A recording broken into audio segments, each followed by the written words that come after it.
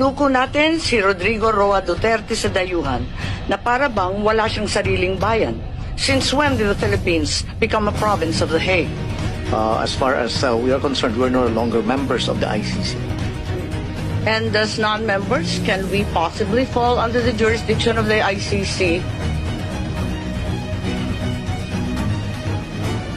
Yes, ma'am, I think, because we, under the... What's the use of signing or ratifying a treaty if it bears no weight?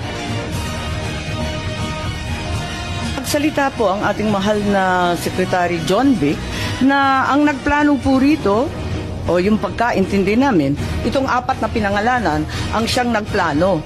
I said it was not me. There were other people in the room, but we did not discuss any plans of any arrest. Oh, really, huh? And was that the plan from the very Yes, from the beginning? very What was, and who was really on top of this? Ikaw ho ba nagplano ng lahat ng ito? Hindi naman. It was a group effort. Secretary Chodoro was there, Secretary Anwar Mazuki, and the President and I. Sinabi ninyo na hindi kayo mag-isa na nagplano, kundi isang There was no grupo. planning, ma'am. Pero yun ang sabi eh. I said, hindi ako nagplano.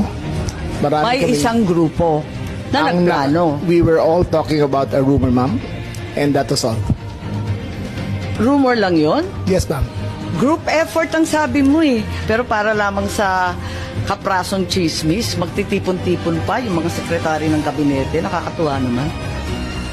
Call it what you may, ma'am. Walang magawa. The only information we got was the words of the former president in Hong Kong. Sa Hong Kong, Sa Hong Kong, ma'am. na andyan na. Yes, ma'am. Siya pang nauna, hindi kayo. Yes, ma'am. Nakakatuwa, ano? Meron po tinatawag na red diffusion, blue diffusion. May kulay ba ito? Yung pinadala sa atin, anong kulay ng diffusion? Ito po ay wanted person diffusion. So, walang red notice. Hindi po siya red notice because the nature of the diffusion is... Eh bakit si Congressman Arnie Teves may red notice na, hindi pa natin nagagawa ng paraan? hindi ko po masagot. Ma'am, yung kay Arnie Teves, ho, Ang pagkaintindi namin, red notice din ang sinasabi. Eh ngayon, lumalabas na wala kailanman na lumabas na red notice mula sa Interpol, kundi diffusion lamang. baka dahil sa panahon, kasi mabilis po ang pagganap ng lahat, yung mga pangyayari. So, ibig sabihin, ang katotohanan, walang red notice. Mag-ingat po kayo, you're under oath, makokontempt po tayo. Was this warrant presented to PRRD at the time he was arrested? Pwede bang may sumagot? Si General Torre, mukhang kabisado niya, siya yung nasa video eh.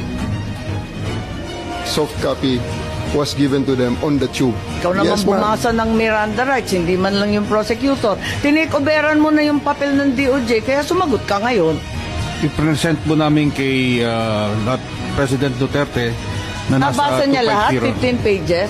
Ang bilis-bilis lang lumabas eh. Hindi po niya nabasa yun. Hindi niya nabasa. Hindi niya. Pagpalagay natin hindi siya Vice President, she is an immediate member of the family. Ang immediate members of the family, 24 hours pwede bumisita sa amin, nakakulong kami. Eh ito hindi pa nakakulong. Anak ito, bakit hindi niya pinapasok? Maliban doon, is this not a violation of RA 7438 that requires that you guarantee access to an attorney? Oh my God. Body who issued the warrant, sir. Nasa batas yan. On 2 counts, immediate family na, abagada pa niya.